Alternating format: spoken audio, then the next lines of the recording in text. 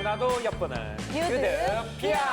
반갑습니다. 와. 지난번에는 약간 번외편이었다면 오늘은 제대로 된 유럽 드라마를 만나볼 건데요. 어느 작품일지 먼저 화면으로 만나보실게요. 자, 첫 번째 사진은요. 베토벤, 바흐, 브람스 등 음악가로 유명한 나라죠. 괴테, 칸트, 슈바이저, 아인슈타인, 또 철학가 과학자들이 정말 이 나라에서 많이 배출이 됐습니다. 위인들이 상당히 많아요. 그리고 마지막으로 분단 사진이에요. 1989년에 이 장벽이 철거가 됐습니다. 어떻게 너무 많이 주셨잖아요. 너무 많이 줬나요? 사실 이 이름이 아마 이제 역사 속에 가장 아픔으로 남아있는 나라죠. 네. 이 드라마의 주제이기도 한 인물 히틀러의 나라. 오늘 만나볼 작품은 바로 독일 드라마입니다. 어떤 드라마인지 화면으로 만나보시겠습니다.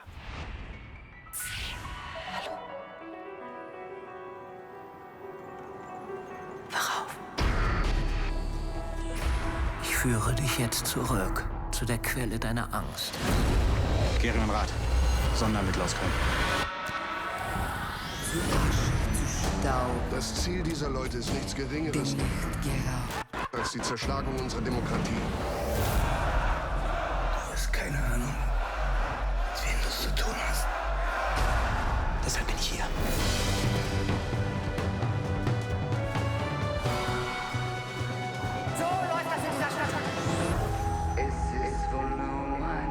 Ich brauche deine Verbindung zur Polizei nicht. Mir gehört die Polizei.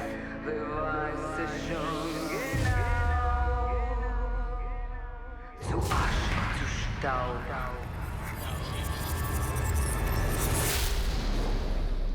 일차 대전과 2차 대전 사이에 그 시기를 소재로 한 드라마 바빌론 베를린 함께 해주실 특별 독일 손님 모셨습니다. 독일의 생생한 문화 이야기 들려주실 플로리앙 씨 소개드립니다. Hallöchen, ich bin der Florian. Ich komme 이제 한번 한국으로 해야 될 것 같은데 안녕하세요. 독일에서 온 뷰아라고 합니다.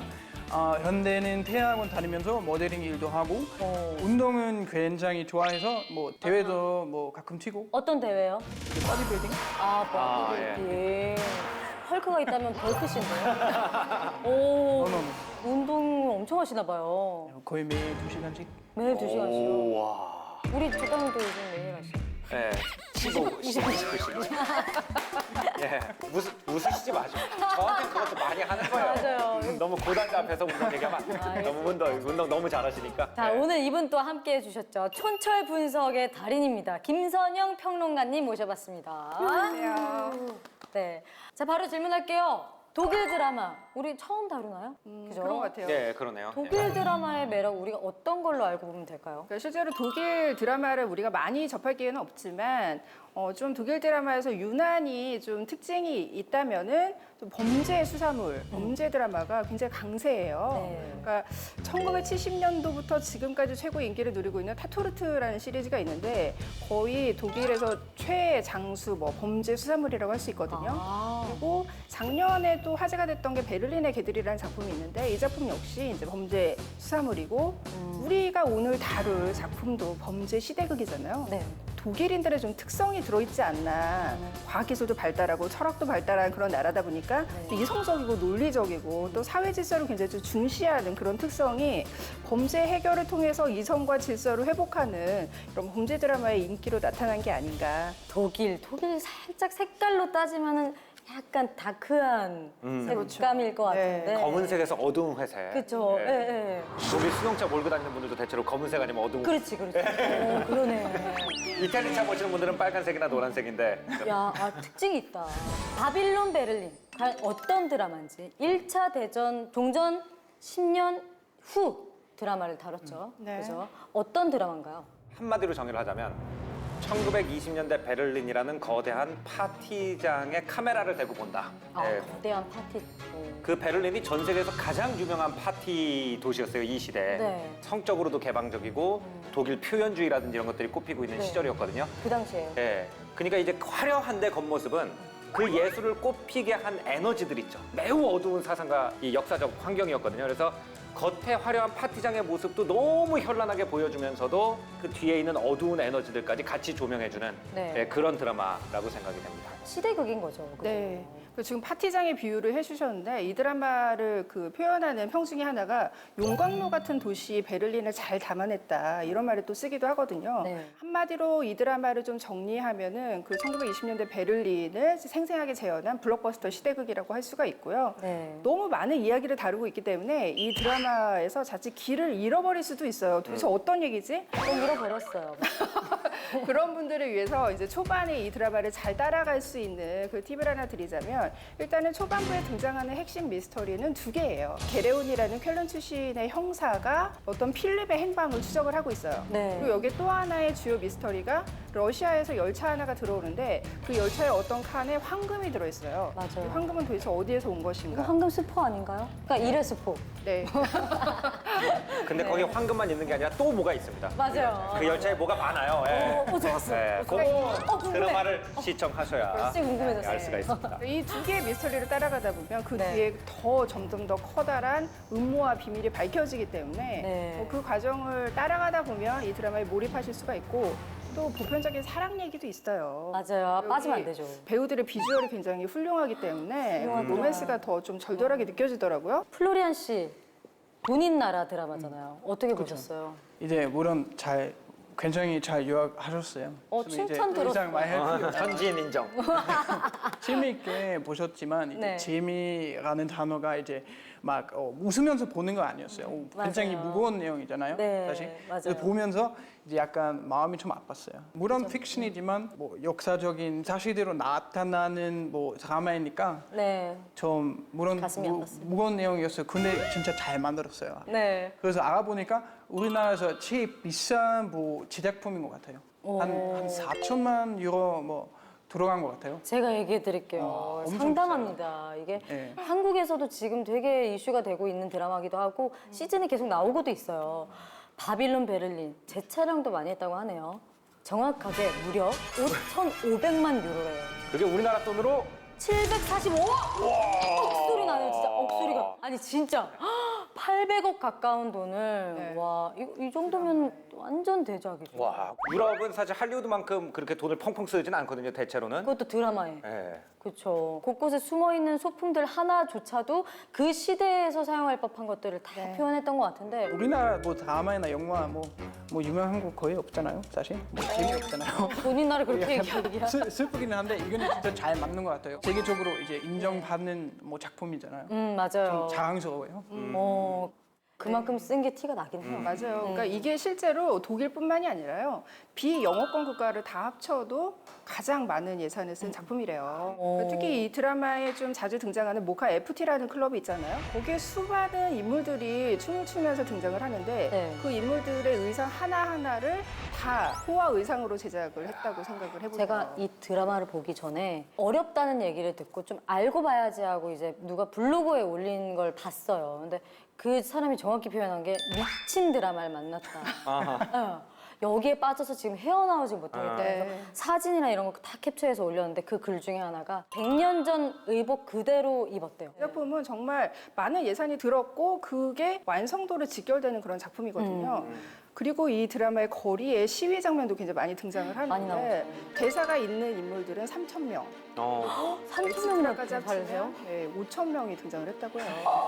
그러니까 그만큼 많은 돈이 들어갈 수밖에 없는 작품이에요. 아니 CG 같은 것도 좀 사용하지 않았어요? 예, 이제 베를린이라는 도시가 사실은 그 2차 대전 때 폭격을 굉장히 많이 받은 도시여서 역사적 건물이 거의 안 남아 있어요. 1920년대 그러니까 2차 대전 이전에 베를린을 재현하려고 그러면 CG 아니면은 건물을 다 모형으로 다시 지어야 되거든요. 와. 그러니까 엄청난 작업인 거죠. 수상 경력이 깜짝 놀랐던 게 저는 독일에서 잘 만들어져서 독일에서 상을 좀 많이 받았겠거니 했는데 당연히 받았고 독일에서도 2018년도에 2018 서울 드라마 어워즈에서 대상을 수상을 했어요. 네, 실제로 뭐 국제 드라마 페스티벌이기 때문에 해외 작품들이 많이 상을 받긴 하는데 그 해에 만들어진 드라마 중에서 가장 완성도가 높다라고 호평을 받는 작품이에요. 그 세계 대전을 소재로 한 작품들은 너무 많잖아요. 네. 근데 이게 1920년대 베를린을 조명한 작품은 사실 거의 찾아보기가 어려워요.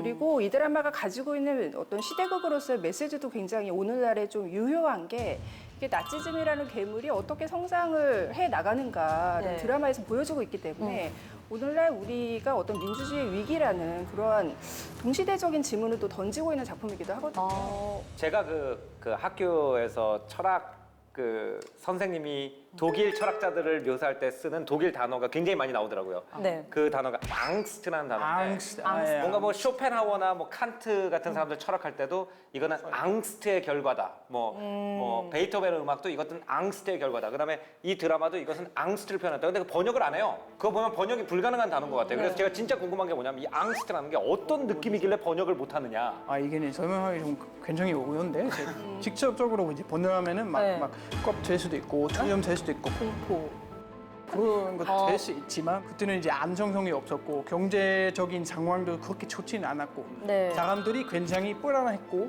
뭐 희망이 없었어요. 사람들이 다음날 어떻게 살아남을 수 있는지도 몰랐고 그래서 뭐 앙스티다 이게 그게 무서움. 앙스트구나. 무서움, 두려움, 겁, 공포. 예.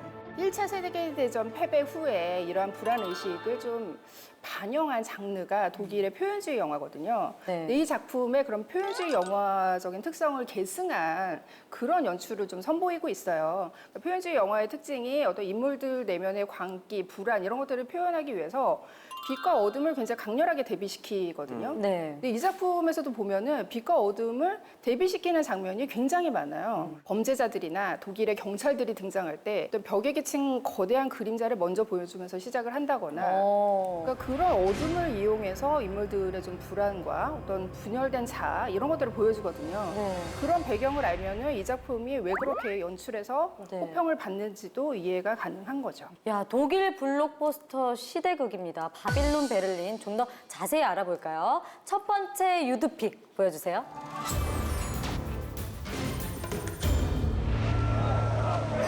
저때가 이제 1929년 5월 1일 시위라고 그래서 독일 역사에서 굉장히 그 중요한 장면.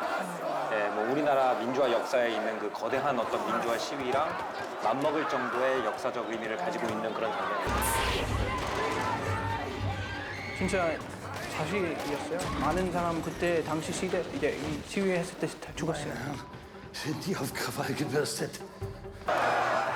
이게 그 경찰청장이 유혈 진압을 하라고 했기 때문에 여기서 좀 비난을 받는 장면이죠. Поезд беспрепятственно пересек границу и находится на пути в Берлин. 반스탈린주의를 외치는 붉은 요새라는 집단이 또 등장을 해요. 그러니까 이게 역사를 그대로 재현하기만 한 것뿐만이 아니라 그게 굉장히 다양한 갈등을 집어넣었거든요. 그래서 굉장히 다양한 정치적인 입장이 충돌하는 시대적인 특징을 좀 느낄 수가 있는 거죠.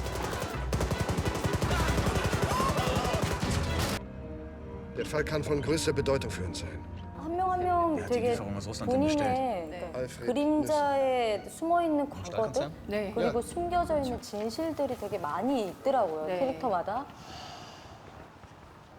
Das ist die Hoffnung Deutschlands. Wie viele Mann sind das? 4000. Ganz besonderes Manöver, das. Ja? Wir nennen es Operation Prangertag. 드라마 속 배경이 1929년 독일 베를린에서 바이마르 공화국 시기 때 일어난 일들을 저희가 잠깐 지켜봤는데 저도 잘 몰라요. 너무 힘들었거든요. 저는 그래서 다시 본 게 되게 많았어요. 이거 보면서 너무 어려워서. 근데 어렵지만 다시 봐도 저 장면 내가 놓쳤네 아까? 이러면서 많이 봤던 것 같은데 배경 지식 그만큼 어려울 것 같은데 좀 제가 말할 수는 있거든요? 예. 입 좀 빌릴게요. 그러니까 기본적으로 이제 독일이 왕국이었다가 네. 1차 대전에서 지면서 이제 왕이 물러났어요. 그러면서 이제 바이마르 공화국이라고 하는 민주 국가가 태어났습니다. 네. 근데 아무래도 이제 독일이 전쟁에 진 나라기 때문에 나라가 잘 살 리가 없잖아요. 그렇죠. 그러니까 사람들이 불만이 많은 거예요. 이 민주주의가 제대로 안 돌아간다고 생각하는 세력이 있는데 네. 그 세력이 지금 이 영화에 보면 크게 두 가지 세력이 있어요. 아까 시위에 나왔던 세력은 이제 노동자들의 국가를 만들어야 된다라고 하는 세력이고요. 그 당시 모든 나라가 이념 갈등이 있었으니까. 그다음에 맨 마지막에 나온 그 재벌들 있죠. 네. 큰 대저택에서 불을 내려다보는 세력은 독일을 군대로 중심으로 해가지고 다시 독일을 갖다가 강력한 부국 강병해야 된다라고 하는 세력이에요. 이 세력이 이제 나중에 나치랑 연결이 되는 거고, 네. 그리고 이쪽은 이제 흔히 우리가 공산주의라고 하는 세력이고, 러시아가 그 당시 가장 큰 공산 국가였기 때문에 러시아랑 계속 소통을 하고 있습니다. 그래서 러시아랑 소통을 하고 있는 공산 세력과 네. 그 독일을 다시 한번 전쟁으로 일으키려고 하는 세력이 이 민주 독일을 무너뜨리려고 하고 있는 그 중인 거예요. 예, 그래서 이 양쪽의 음모 사이에 이 주인공들이 다 낑겨 있는 상황이다. 이렇게 이해를 하시면 조금. 지금 이해했는데 다시 보고 오면 안 돼요? 지금 저 집에 가서. 사실은 커다란 정치적인 싸움이 일어나고 있는 상황에서 네. 그 안에 사람들의 실제 삶을 보면은 빈곤하고 계급차가 극심하고 또 이런 혼란과 갈등이 있었기 때문에 거기에서부터 사실은 그 나치즘이라는 괴물이 싹 트는 거거든요. 네. 그러니까 이 드라마는 사실 그 20년대 그 바이마르 공화국의 어떤 특성이 만들어낸 그 시대의 악을 좀 성찰하는 그런 작품이라서 직접적으로 드러나는 정치 갈등 외에 어떠한 시대의 어둠들이 있는지 살펴보시면 네. 의미가 있는 작품입니다. 플로리안 씨는 조금 아시잖아요. 어떤 역사적인 배경인지. 그때는 이제 나치라는 단어가 사실은 없었어요. 이제 히틀러를 어떻게 선장했는지 봐야 돼요. 바이마르 공화국 이제 일단은 자신이 잘 가고 있었어요. 네. 잘 민주화 잘 되고 있었는데 실패했어요. 이 세계 뭐 경제 위기가 나타나고 나서 네. 실업률이 이제 높아졌고 불만이 높아지고 나서 이 히틀러가 이것을 이용하면서 성장했어요. 네. 예. 아니 정말 나치즘으로 좀 흘러가는 그 상황 속이었는데 히틀러가 등장할 법도 않고. 이때는 지금 대표적인 극우 단체가 두 개가 있어요. 지금 이 시대에는 네. 오시라는 단체가 있고 그 강철 헬멧. 그러니까 이름만 들어도 굉장히 극우스럽잖아요. 강철 헬멧단이라는 네. 두 개의 단체가 있어요. 그래서 이 두 개의 단체를 갖다가 합치는 과정에 아까 그 재벌이 등장한 거거든요. 네. 저 재벌이 이제 여기서 니센이라는 이름으로 나오는데 이 두 개의 극우 단체를 합쳐가지고 슈트롬 압타일롱이라고 하는 에세이라는 단체를 만들고 네. 그 에세이라는 단체를 갖다가 히틀러한테 맡기면서 나치가 태어나는 거예요. 그러니까 이게 나치가 태어나기 바로 전에 두 개의 주먹패로 이루어진 그 극단적인 단체를 갖다가 M&A 하고 있는 과정과 네. 그 돈을 구하려고 하는 음모. M&A. 예, 이해가 되게 빨리 그런 돼요. 것들이 이제 여기서 묘사가 되는 거예요. 아니 드라마라서 픽션 상황이 좀 많긴 했지만 너무 역사적인 배경과 상황들을 실감나게 표현해서 일단 몰입감 정말 쩝니다. 자 그럼 다음 유드픽 한번 확인하실게요. 저런 게 이제 바빌론 베를린이라는 제목을 보여주는 거죠. 그러니까 그 당시 베를린이 워낙 그 개방적이어서 네. 다른 사람들이 죄악의 도시 뭐 이런 식으로 많이 데케당트 베를린이라고도 부르고. Paragraph 118. Die Kunst ist frei. Das müsst ihr mir erstmal 이 nachweisen. dass ich kein 주인공 Künstler 남자 bin. 주인공 풍기 단속반이었잖아요. 그죠? 네, 근데 어떤 목적을 가지고 그 풍계단 속반에 들어오는 거죠. 네. 그러니까 쾰른에서 온 이유가 그 시장이 곧 선거가 치러지는데 어떤 불미스러운 사건과 연결이 돼 있어서 그 단서를 알 수 있는 필름을 지금 찾아야 되는 네. 비밀 인물을 가지고 이쪽으로 온 거예요. 그러니까 저 사람이 그 필름의 존재를 알고 있는 사람인데 네. 어떤 협박을 받고 은폐를 하죠. 그렇죠.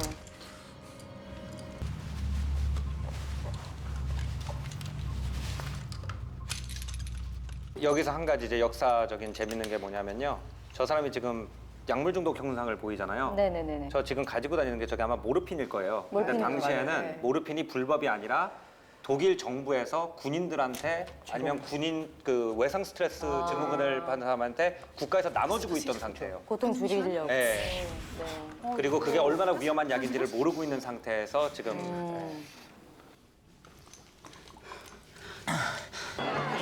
Dein Typ ist gefragt. Du und der schnieke Kölner. Find heraus, was er hier sucht. 드래킹 가수로서 공연을 하다가 나중에 이렇게 가면을 벗는 그런 공연인데 굉장히 좀 충격적이고 단전. 방금 또 화면 속에서 봤던 그 몰핀 중독된 라트. 그리고 또 여자 주인공이 잠깐 나왔었죠. 이중생활을 해요. 네. 우리 샤를로트라는 여자 주인공 이중생활로 인해서 가족 생계를 책임지고 있죠. 불법 행위를 많이 하는 주인공들로 표현이 됐어요. 네.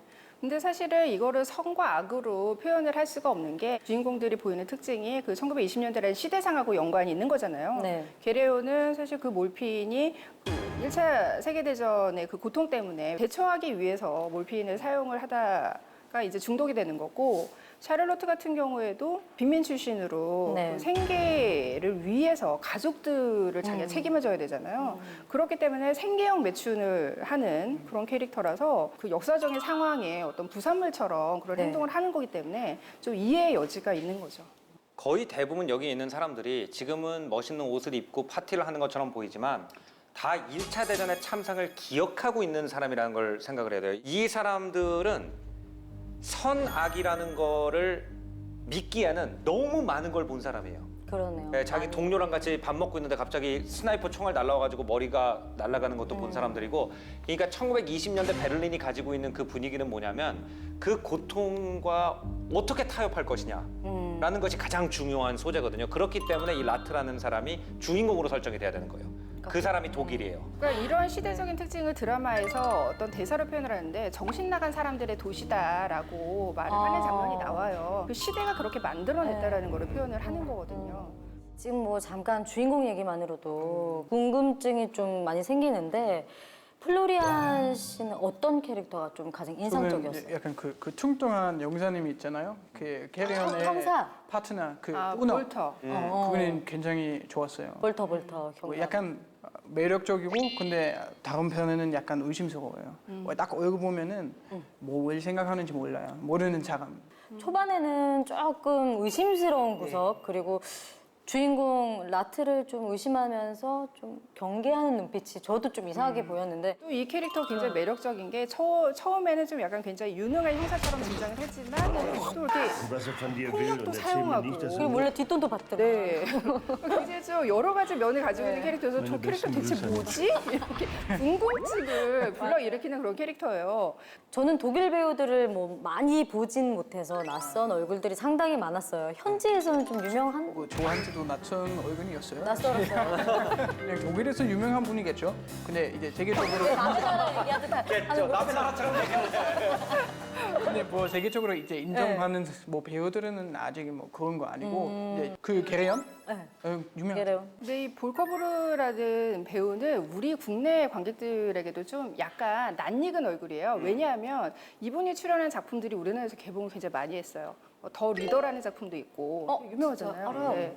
그리고 뭐 그 얼마 전에 독일에서 이제 이 작품 못지않게 화제가 됐었던 시대극이 하나 있는데 제너레이션 워라는 작품이거든요. 그 작품이 우리나라에는 또 포화 속의 전쟁이라는 아, 거기 네. 나왔던 사람이구나. 네, 그 주인공으로 좀 국내 시청자들, 좀 드라마 팬들이라면 알만한 그런 배우고 이 샤를로트 역의 여배우도 지금 되게 주목을 받고 있는 게 우리나라에 내한한 적도 있어요. 2013년에 이 배우가 출연한 취리라는 영화가 서울국제청소년영화제에 출품이 됐거든요. 거기에 출품을 한 출품작 중에 출연을 해서 내한을 한 적도 있어요. 알았으면 진짜 갔을 텐데. 그러니까 지금 훨씬 더 독일에서 이제 탑스타로 성장을 한 게 그 네. 얼마 전에 보그에서 그 세계 나라를 대표하는 여배우들을 이렇게 총 출동을 시켜가지고 커버지를 찍은 적이 있어요. 우리나라에서 이제 베두나, 네. 미국에서는 스칼렛 요한슨, 프랑스에서는 뭐 레아 세이두 이런 기라성 같은 배우들이 나왔는데 독일을 대표하는 여배우로 바로 이 샤를로트 역의 이야. 프리스가 등장했습니다. 와, 표지 모델이나 이런 데 나왔으면 말다 했죠. 뭐 보그 세계적인 잡지인데. 오, 야 재밌네요. 자, 유드픽 마지막 장면 함께 하실게요. 문어를 통째로 저렇게 수송을 했나 봐요, 옛날에. 아직 냉동차가 없으니까. 몰랐어요. 이렇게.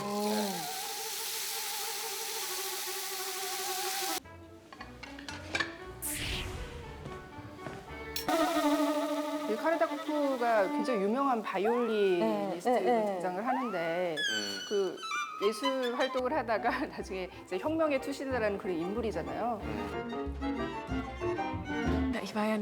저런 그 20년대, 30년대 독일 호프집 분위기 네, 저런 맞아요. 거는 요즘 이제 관광객들 위해서 저렇게 재현 많이 해놔요.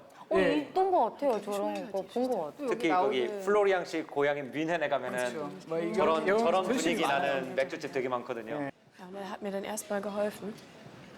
여기에서 또 중요한 거는 저 그레타라는 캐릭터가 정말 그 최저층의 빈민층의 현실을 그러니까 나타내는 그런 인물이거든요. 네.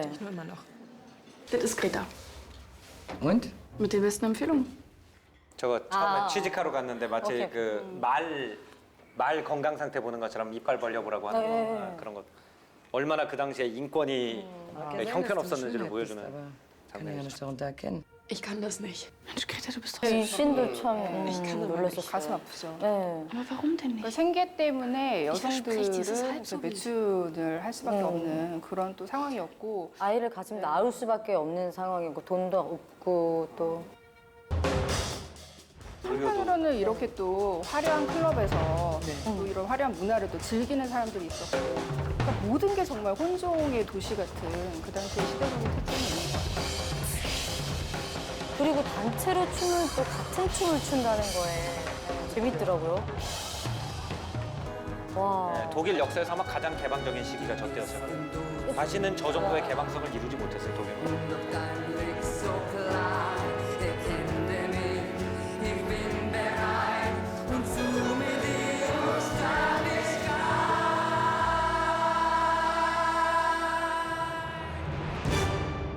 되게 어두운 뭐 장면도 많이 나오긴 했지만 반면에 그렇게 어렵게 그런 트라우마를 겨우겨우 이겨내는 사람들 사이에서도 네. 화려한 장면들이 꽤 많이 나왔었어요. 그죠? 그렇죠. 막 춤도 추고 막 음악 연주도 하고. 어떨 때 보면은 꼭 뮤지컬처럼 느껴지기도 할 정도로 맞아. 맞아요. 노래하는 씬도 많이 나오고 연주하는 씬도 많이 나오고 춤추는 씬도 많이 나오고 이 샤를로트랑 게레온도 춤을 너무 잘 추잖아요. 근데 저 덤블링 할 때 놀랬잖아요.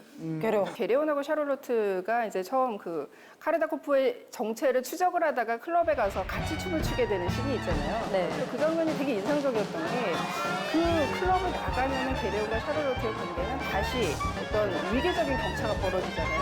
상사와 교수 그리고 어떤 중상위층과 빈민층 이런 위계적인 질서가 춤을 추면서는 다 깨지거든요. 허물어지거든요. 그러니까 좀 인물들이 평등하게 만날 수 있는 그런 씬이어서 좀 어둡기도 하지만 한편으로는 굉장히 좀 해방감을 느낄 수가 있는 댄스 씬이었던 것 같아요. 1920년대, 30년대 베를린을 이해를 하려고 그러면 저 사람들이 지금 어떤 상태길래 저렇게까지 과격하게 노는지를 이해할 필요가 있어요. 첫 번째는 아까 말씀드린 그 전쟁 트라우마를 잊어야 되는 거예요. 네. 맞아요. 그러니까 뭔가 더 자극적인 걸로 전쟁 트라우마를 잊어야 되기 때문에 변태 성행위를 묘사한 그런 사진이라든지 그런 게 지금도 발견이 되거든요. 그러면 현대인들이 보면은 기겁을 해요. 왜요? 너무 세서. 나라에서. 예. 그래서 지금이랑은 비교도 안 되게 자극적인 걸 사람들이 찾을 수밖에 없는. 두 번째는 경제 문제가 있었어요. 저때 독일이 인플레이션이 얼마나 심했냐면요. 이런 농담이 있었어요. 형하고 동생이 있었는데 형은 저축을 되게 열심히 했대요. 네. 동생은 맨날 맥주만 마셨대요. 근데 1920년대가 되니까 동생이 형보다 부자였대요. 왠지 아세요? 인플레가 너무 심해가지고 돈 가치보다 맥주병이 더 가치가 높았대요. 그러니까 재미로 나온 얘기. 예, 재미로 나온 얘기긴 하지만 그 당시에 그러니까 돈을 벌잖아요. 돈을 저축하고 미래를 위해서 그 하는 게 의미가 없는 시대예요. 그날 벌면은 그날 써야지. 그날 번 거를 내일 쓰면 돈 가치가 반토막이 된다는 얘기가 있었거든요. 네. 그러니까 그런 두 가지 상황, 그 상황이 합쳐져서 나타나는 문화이기 때문에 네. 예, 저 문화를 갖다가 지금 우리 윤리적 기준으로 보면은 전혀 이해가 안 되죠. 그렇죠.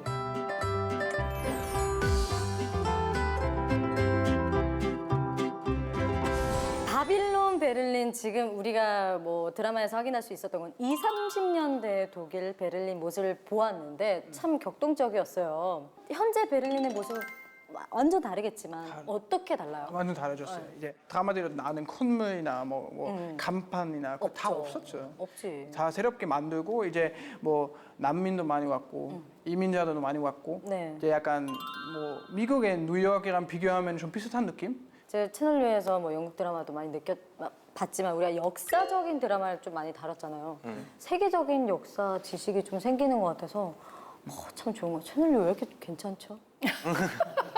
아니 플로리아는 재밌어. 재밌는데 이게 독일 하면 이제 좀 노잼 이미지가 조금 있대요. 인정해야 될 것 같아요. 인정해요? 예, 이제 지난 100년 동안 사람들이 많이 겪었어요. 정치적인 막 갈등도 많았고 안정성이 없었고 그렇기 때문에 아마 그 사람들이 막 농담 많이 안 하시고 또 독일 문화 빠지는 분들은 또 독일 문화 깊이 빠지시거든요. 네. 근데 독일 문화에 빠지는 분들 보면은 세 가지 이제 다른 시대에 빠지세요. 어떡해요? 하나는 이제 독일의 낭만주의 문화.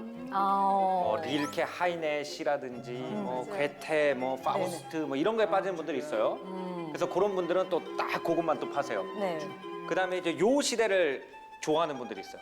약간 바우하우스, 약간 철과 유리로 된 그 뭐 미니멀리스트 바우하우스 네. 디자인, 그다음에 저 베를린 데카담스 문화, 뭐 약간 그 공업 디자인 막 그 자동차 옛날에 그 1930년대 포르쉐 막 이렇게 요런 거 빠진 분들은 또 그것만 좋아하시고 네. 네, 낭만주의 잘 몰라요. 그다음에 이제 그 세 번째는 이제 분단 국가고 이러기 때문에 무기를 잘 만들었기 때문에 네. 독일 밀리타리에 빠져 있는 분들이 있어요. 그래서 그렇게 독일이 딱 이미지가 딱 세 가지로 나뉘는데 이걸 갖다가 합쳐서 역사적 맥락으로 보면 얼마나 흥미로운 나라예요, 그죠? 그러네요. 근데 다 따로예요. 그 네. 독일 그러면 매력을. 이게 독일이랑 매칭이 안 되니까 네. 예, 노잼 이렇게 되는데 사실은 재밌는 거 되게 많죠. 예. 일단 독일 하면은 또 우리가 맥주 좋아하시잖아요. 독일 음식에 대해서 어떻게 생각하세요? 독일 음식? 그만하세요. 솔직하다. 노잼 아니야. 재밌어. 뭐 우리나라 맥주는 최고이죠. 우리가 주로 밀맥주 마시는데 네. 이거는 필터링하지 않고 비타민도 많이 들어가고 있대요. 예, 제가 주로 그냥 바이즌 비어라고 바이젠 그러잖아요. 맞아요. 하여튼 막 예, 그래가지고 뽀얗게 나오는 거 이렇게 바이젠도 따르면. 많이 나오고. 근데 문제는 이제 우리나라 브랜드가 엄청 많잖아요. 그래서 대표적인 브랜드가 없잖아요. 그러니까 딴 나라는 유명 맥주 브랜드가 딱 한두 개밖에 없으니까 이게 그 나라 맥주 그럼 이게 인지가 되는데 워낙 독일은 수백 개다 보니까 대표 브랜드가 안 생긴다. 아마 뭐 한국에서 편의점 들어가면은 막 파울라나 네. 들어봤어요. 많이 팔려요. 예. 많이 볼 수 있어요. 그거는 좋아요. 전 독일 맥주 괜찮아요. 진짜 좋아해요. 우리는 이제 그 밥을 먹잖아요. 이렇게 반찬 있고 밥을 먹는데 독일 사람들은 기본적으로 앞에 고기밖에 없어요. 고기. 네, 감자. 그냥 소세지 하나 덜렁. 아니면 그 안주를 많이 안 먹어요. 슈니첼이라고 그래가지고 네. 돈가스 슈니첼. 같은 거 있거든요. 이거 하나 덜렁. 그리고 이게 탄수화물이 없어요. 그다음에 맥주가 있는 거예요. 그거 제가 깨달았어요.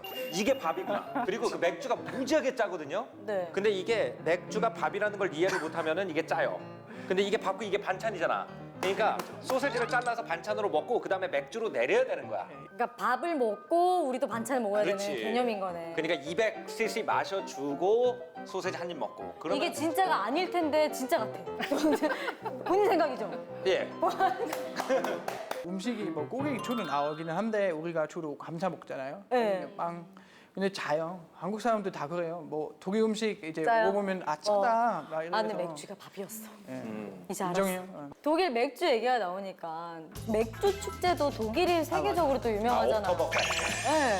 후원 말에 뭐 여는데 거기에서 이제 막 맥주 마시고 뭐 맛있는 음식도 막 보고 춤추고 뭐 놀이터도 타고 관광객 엄청 많아요. 맥주 파는 사람들이 그냥 가격에 올려놓고. 아가지. 사실 다른 도시 가면은 있어요. 똑같은 거 있어요. 그래서 추천드립니다. 도시마다 다 있구나. 예. 근데 미넨으로 다 몰리니까 거기 가면 바가지 그지? 쓰고 바가지. 딴 도시에 가면 현지인 가격. 네. 전통적인 느낌을 느낄 수 있고. 야, 이것도 팁이네요. 꿀팁. 미넨 쪽에만 계시면 바가지 또는 눈탱이. 네. 살짝 잘 외곽에. 분산해서 독일 여행 갔을 때 좀 써먹을 수 있는 단어나 아니면 뭐 문장 같은 거 좀 이제 쉬운 거? 우리나라에서도 이제 한국에서는 없지만 우리나라에서 팁 줘야 돼요.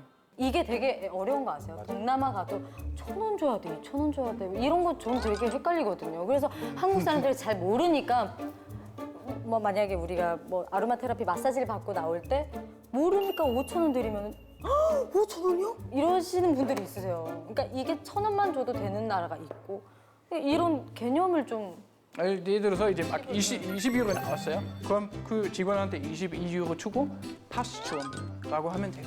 뭐라 그런다고요? 그 파스트 쇼. 파스트 쇼. 파스트 쇼. 괜찮다. 저번에 우리가 배운 단어가 그다음에 They made 뭐 안녕, 왔어? 뭐 이런 Was 느낌. geht? 네. Was geht? 그다음에 이거 진급끼리 할 수 있어요. Was geht? 바스키? 이게 약간 what's up. 근데 독일이 유럽 치고는 존댓말이 좀 까다로운 편이어가지고 오신 분한테는 쓰면 안 돼요. Was geht? 안 돼?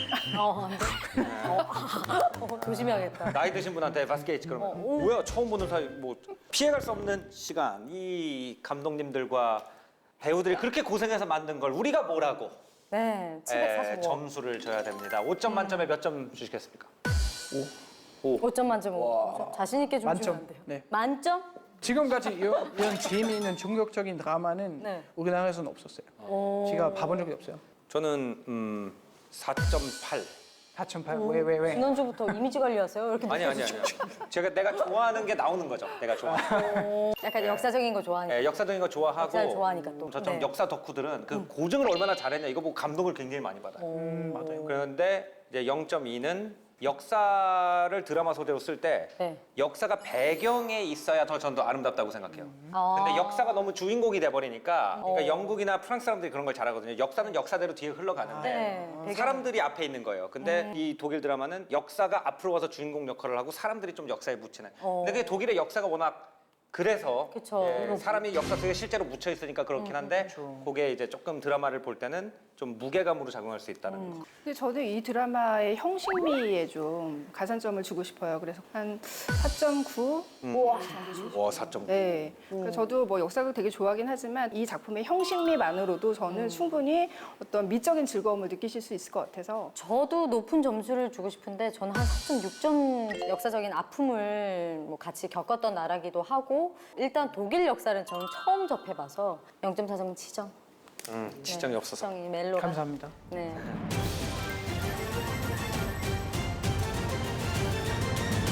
로렌 씨 오늘 같이 그 독일 드라마에 대해서 한국인들이랑 같이 얘기해보니까 어떤 소감이세요?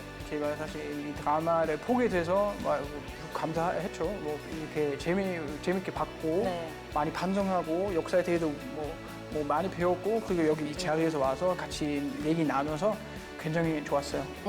즐거웠어요. 자, 지금까지 독일 드라마 바빌론 베를린을 함께 하셨는데요. 아까도 얘기했지만 우리나라와 좀 같은 아픔을 겪은 그리고 분단을 겪은 아픈 역사가 있는 독일이었습니다. 아픈 역사도 역사예요.